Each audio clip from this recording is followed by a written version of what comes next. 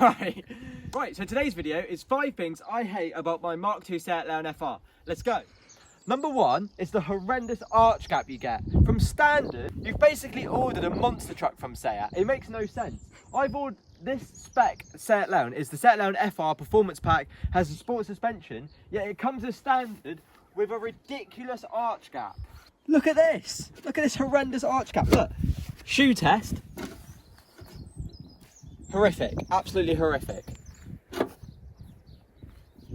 What are they doing? Number 2 is the rusty arches. No matter where you get your Seat from, for some reason they always rust at the bottom of the arches. Some of them have it at the sides, but mine's actually okay with that. But rusty arches, dislike it a lot. This is what I'm on about.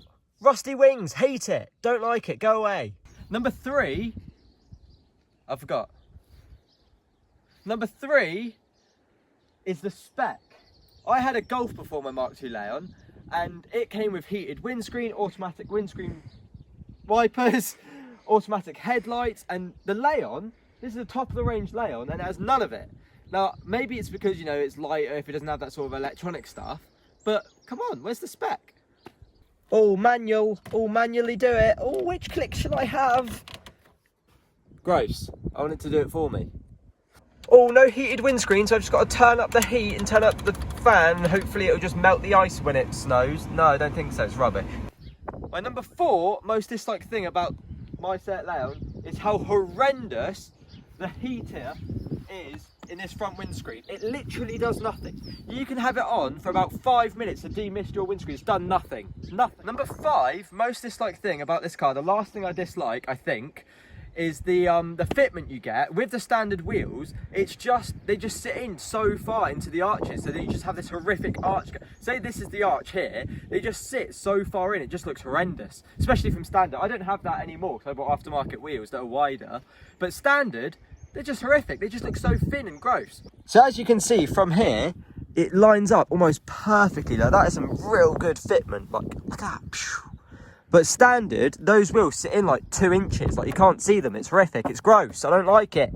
On a serious note, I don't hate any of these things, or I wouldn't have the car. I mean, it doesn't really bother me that I can't have an automatic windscreen wiper or automatic headlights. That doesn't really bother me. It doesn't, I mean, it does rain a lot. It's Britain, but still. The fan seriously is awful. If you're considering it, they are really rubbish, the fans.